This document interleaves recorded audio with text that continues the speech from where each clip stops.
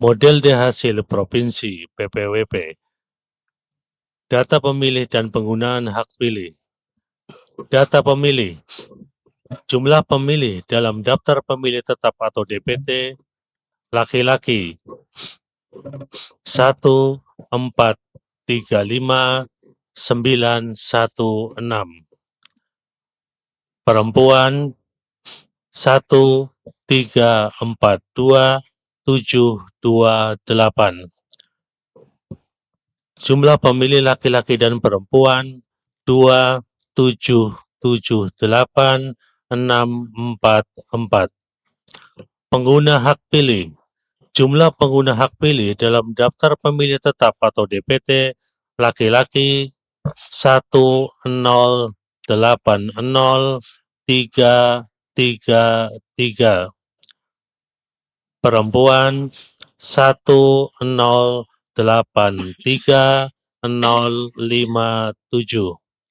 Jumlah pengguna hak pilih dalam daftar pemilih tetap laki-laki dan perempuan 2163390. 2. Jumlah pengguna hak pilih dalam daftar pemilih tambahan atau DPTB laki-laki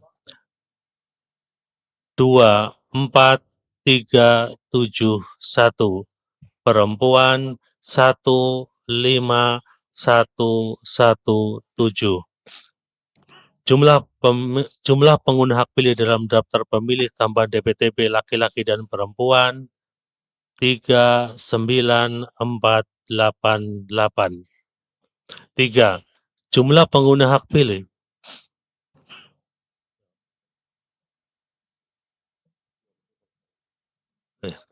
Ya, 3. Iya. Jumlah pengguna hak pilih dalam daftar pemilih khusus atau DPK laki-laki 40134, perempuan 35029. Jumlah laki-laki dan perempuan 75163. 4. Jumlah pengguna hak pilih laki-laki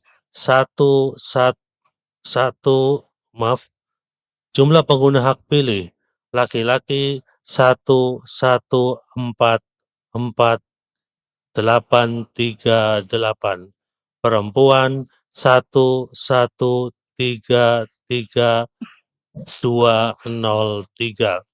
Jumlah laki-laki dan perempuan 2278041. Izin pimpinan, sebelum masuk ke yang selanjutnya, kami dari paslon 01 ingin menanyakan, yang pertama, kenapa, jumlah DPK atau jumlah pemilih khusus ini lebih besar, kurang lebih 2 kali lipat dari, jumlah pengguna hak pilih, tambahan atau DPTB. Itu yang pertama.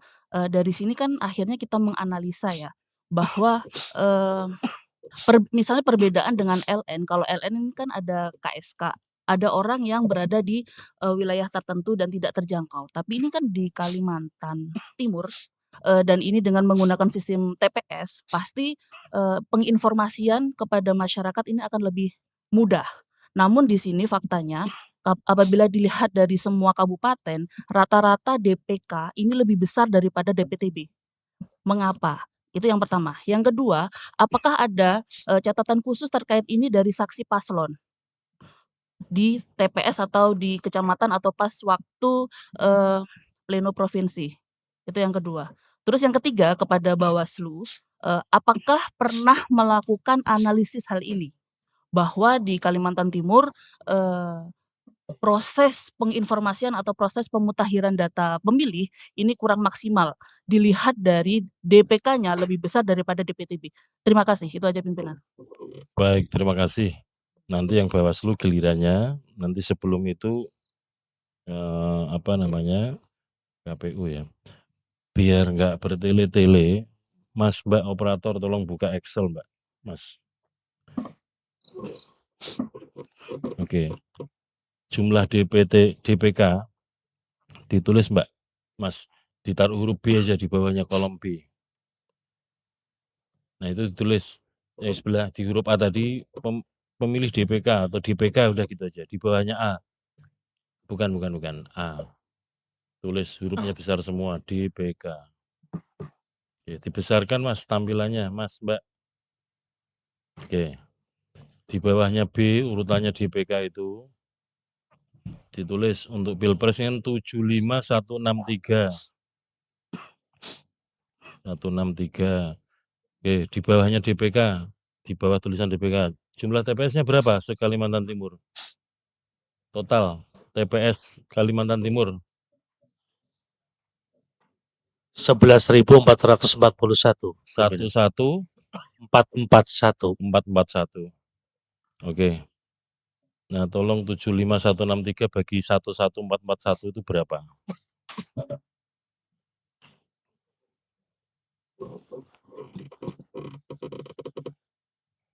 Ini tadi juga ditanyakan oleh saksi PKS ya ketika menyoal ini untuk di Jakarta tadi itu.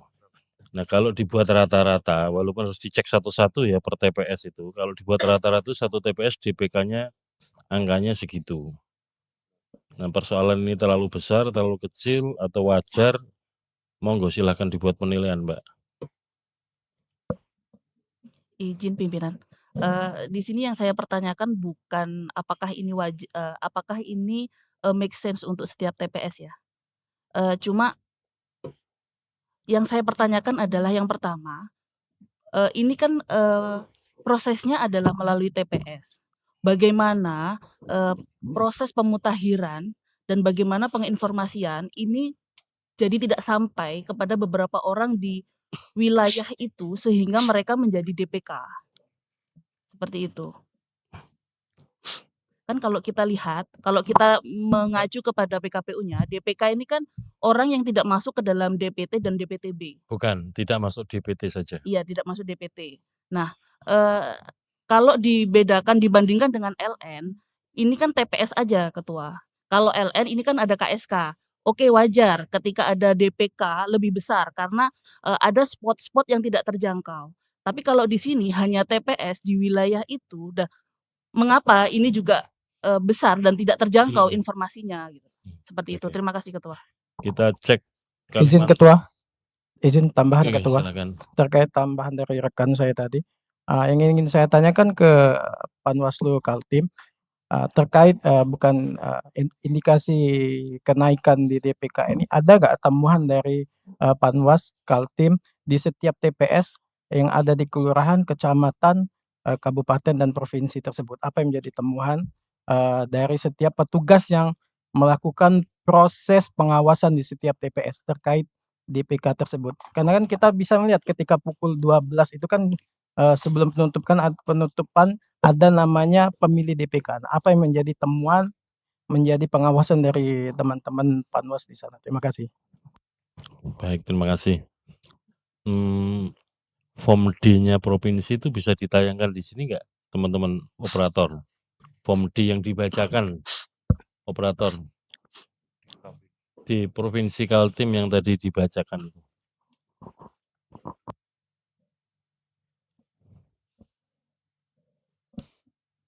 Oke, pelan-pelan ya. Kita cek. Ini masih dugaan ya, tapi kan perlu nanti ditanyakan teman-teman yang pelaku di lapangan. Di Kalimantan Timur itu ada wilayah administrasi yang menjadi bagian IKN. Tetapi dalam konteks kepemiluan masih ikut dapilnya Kalimantan Timur. Itu ada Kutai Kertanegara dan juga ada PPU, Penajem Pasir Utara. Nah, kalau kita cek satu-satu dari kabupaten yang ada itu, DPK-nya paling tinggi di mana? Kalau kita cek ini ya, Kutai Kertanegara 457. Kemudian yang besar lagi Kutai Timur, Penajem Pasir Utara 3095. Kemudian yang tinggi lagi Kota Samarinda dan Kota Balikpapan. Kira-kira itu yang tinggi-tinggi ya, 4 kabupaten kota itu. Kutai Kertanegara, kemudian Kutai Timur, kemudian Kota Balikpapan dan Kota betul ya? Betul ya? Kota Samarinda kan 12.796, Kota Balikpapan 11.201, kemudian Kutai Timur 15.778, kemudian Kukar 12.457. Ini kan pertanyaannya kalau tadi dijawab dibuat rata-rata segitu, muncul pertanyaan baru. Berarti pemutahiran data pemilihnya nggak beres dong, kira-kira begitu. Silahkan teman-teman KPU Kaltim menjawab.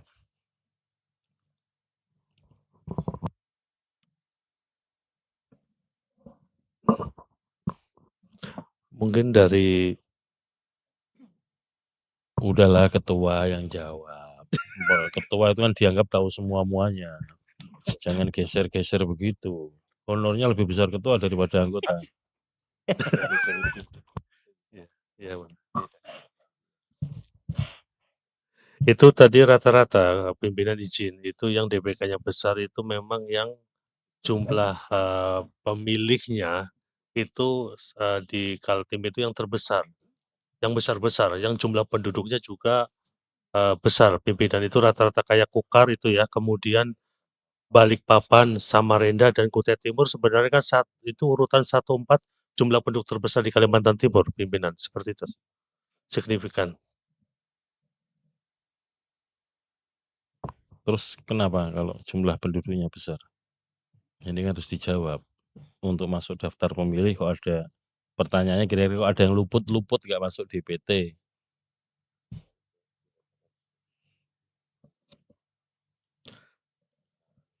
Dijawab nggak apa-apa, jawabannya salah nggak apa-apa, yang penting jujur. Iya, izin pimpinan. Yang Iya, penting pertanyaannya jujur.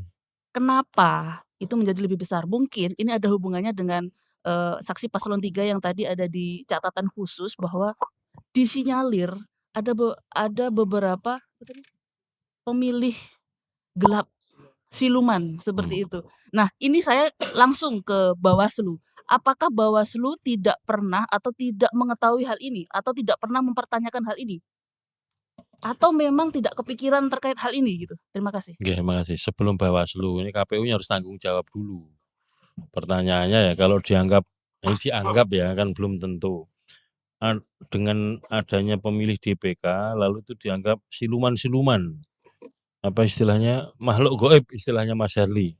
Nah pertanyaannya ini, orang-orang ini yang jumlahnya belasan ribu bisa hadir ke TPS, itu ada filternya nggak? Maksud saya filternya itu begini, menunjukkan KTP, menunjukkan apa, dan yang namanya DPK kan nggak boleh kemana-mana. Di TPS sesuai dengan alamat KTP. Apakah orangnya dikenali oleh warga setempat atau dikenali oleh KPPS-nya dan seterusnya? Silakan dijawab. Iya. Jadi untuk Izin penggunaan ketua sekalian menambahkan yang dimaksud ketua. Karena setahu saya yang di Muara Badak dan lain-lainnya kan banyak bekerja di perusahaan ya.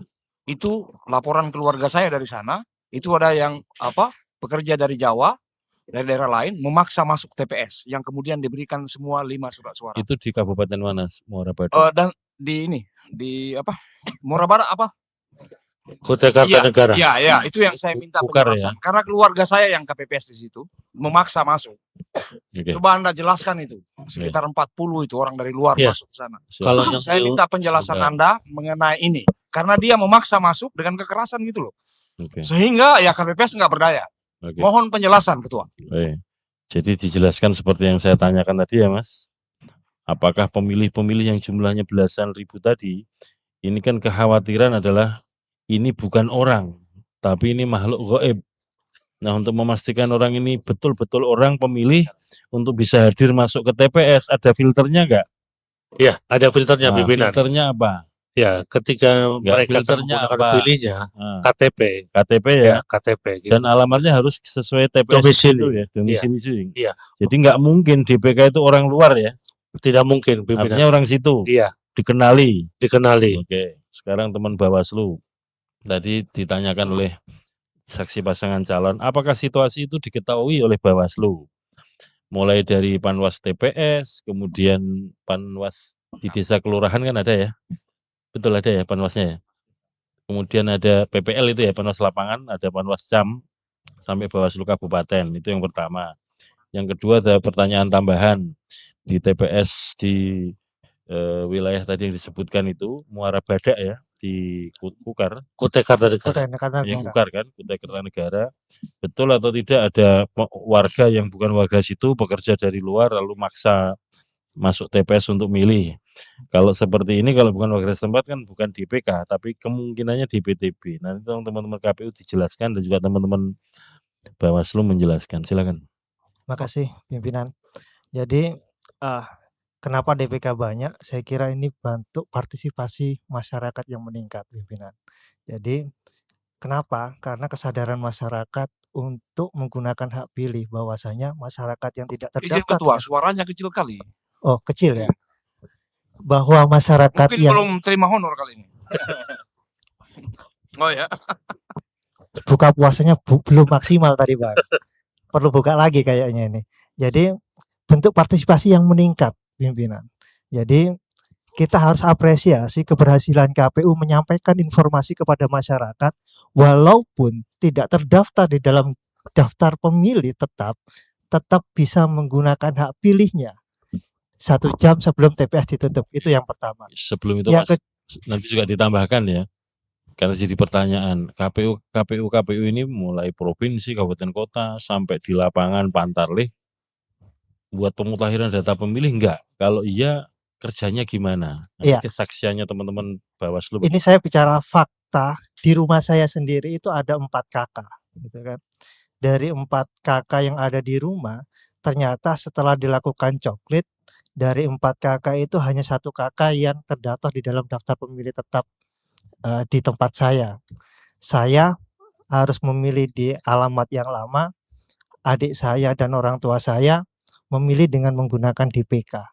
Dalam artian, ketika orang memiliki KTP, hak pilihnya itu tidak dibatasi, tetap mendapatkan hak pilih sesuai dengan dia berdomisili saat itu, walaupun terdaftar di TPS lain.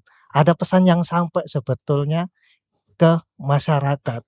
Kalau kemudian DPK itu banyak, sebetulnya yang menjadi masalah adalah bagaimana cara proses pemutakhiran data pemilih.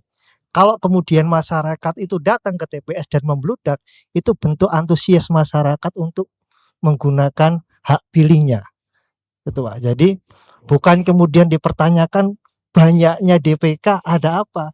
Ya banyaknya DPK, faktanya masyarakat sangat antusias menggunakan hak pilih walaupun dia tidak terdaftar dalam daftar pemilih tetap. Masalahnya di mana? Ya pada saat pemutakhiran data pemilih. Kenapa orang itu tidak terdaftar? Kalau saya terdaftar di mana? Di TPS yang lama. Bisa saja ini fakta bahwa seseorang bisa saja. Saya awalnya merasa kok pemberitahuan itu tidak sampai ke rumah, sampai H-1. Saya telepon KPU provinsi, KPU kabupaten kota untuk memastikan apakah saya masuk ke dalam daftar pemilih atau tidak. Masuk ternyata, tapi di TPS lama saya. Apakah KTP saya sudah pindah? Sudah, pada saat dicoklit saya menggunakan KTP saya yang baru. Dalam artian memang apakah tidak dilakukan proses pemutakhiran data pemilih? Dilakukan. Faktanya saya masuk di dalam DPT. Apakah kemudian saya menggunakan hak pilih keluarga saya dengan menggunakan DPT? Tidak, menggunakan DPK. Karena posisinya terdaftar. Ini realita yang ada di lapangan, bahwa kalau kemudian disebut DPK itu menjadi masalah, tidak. DPK adalah bentuk dari meningkatnya partisipasi masyarakat. Jadi partai politik juga berhasil sudah menarik masyarakat untuk datang ke TPS untuk menggunakan hak pilihnya. Itu Ketua. Saya juga ingin meluruskan tadi Ketua, kalau di provinsi bukan Panwaslu provinsi tapi Bawaslu provinsi, Pak. Saya kira cukup ya, sudah terklarifikasi. Kalau tadi itu kan ceramah ketua, bukan fakta. Kami mau tadi tempat itu saya tanya itu gimana itu ini. Itu kan ceramah. Kalau kami ini diberikan ceramah, ya orang-orang sudah bertobat, ngapain ceramah? Iya. Izin Sudah Ketua. bertobat kita ini. Oleh karena itu, mau minta yang tadi penjelasan saya minta penjelasan itu. Apa yang dilakukan kawan-kawan Panwas gitu loh. Ada kan pengawas TPS gitu. Iya, Iya. betul. Perlu saya Izin pimpinan, Sebentar. mau menegaskan kembali. Ya, Ya. saya sepakat dengan Bang Hirli. Pertanyaan saya tuh sederhana. Apakah Bawaslu atau Panwas di tingkat TPS menemukan, mensinyalir adanya masalah karena DPK yang sangat besar. Apakah menemukan hal itu gitu? Masalah bahwa apakah Bawaslu melihat hal itu sebagai sebuah permasalahan atau sebagai sebuah sesuatu yang harus ditindaklanjuti atau Baik, dilihat oke. Saya secara kira dalam seperti teman-teman itu. Bawaslu kan sudah menjelaskan. Mungkin yang perlu penegasan begini, Mas. Karena dianggap dan memang faktanya ya setiap TPS ada Panwas. Pertanyaannya, orang-orang yang hadir, tadi yang saya tanyakan ya, mungkin bagian ini belum terjawab. Hadir sebagai DPK, itu orang beneran atau makhluk goib? Nah itu yang paling penting. Ya, itu. Baik pimpinan. Kalau faktanya sebetulnya Bawaslu banyak menemukan orang yang ingin menggunakan hak pilih tapi bukan penduduk setempat, warga setempat. Itu banyak banget laporan itu yang kami rekod. Kita itu ada 1.000 lebih kejadian khusus pada saat hari pemungutan suara, 1.400 lebih, dan itu terrekod secara dengan baik di Bawaslu Kalimantan Timur melalui big data kami. Nah, bahwa ketika ada DPK yang datang, bagi kami ya faktanya seperti itu gitu. Bukan pelanggaran, tapi Orang ya. orang. Nah itu yang paling penting. Faktanya seperti Bukan itu. siluman karena tuduhannya Tapi berdasarkan catatan Bawaslu yang dilaporkan melalui pengawas TPS, kami banyak catatan meredam orang yang ingin memaksakan menggunakan hak pilih, tapi dia tidak memiliki hak pilih, atau mereka tidak berKTP di dia berdomisili pimpinan. Seperti itu faktanya yang ada di lapangan. Bahwa kemudian terkait DPK, ya tidak mungkinlah kami menghalang-halangi orang yang ingin menggunakan hak pilihnya. Terus satu lagi yang belum terjawab tadi di TPS mana? Muara Badak tadi loh. Yang memaksa-maksa tadi. Tidak ada laporan yang masuk pimpinan. Kalau toh kemudian itu menjadi kejadian khusus, kita harus cek ulang data yang ada di kami. Baik. KPU tidak ada laporan juga pimpinan. Tidak ada laporan. Iya. Baik. Cukup ya? Cukup Lanjut, Ketua. Mas. Cukup jelas. Juga ini. Romawi 2, data penggunaan surat suara. 1. Jumlah suara yang diterima termasuk surat suara cadangan 2% dari DPT. 2, 839, 275. 2. Jumlah surat suara yang digunakan 2, 278, 041. 3. Jumlah surat suara dikembalikan oleh pemilih karena rusak atau keliru coblos 3, 2, 3, 3. 4. Jumlah surat suara yang tidak digunakan atau tidak terpakai termasuk sisa surat suara cadangan 5, 5, 8, 0, 01. Romawi 3, data pemilih disabilitas. Jumlah seluruh pemilih disabilitas yang menggunakan hak pilih laki-laki 2837, perempuan 3240. Jumlah laki-laki dan perempuan 6077.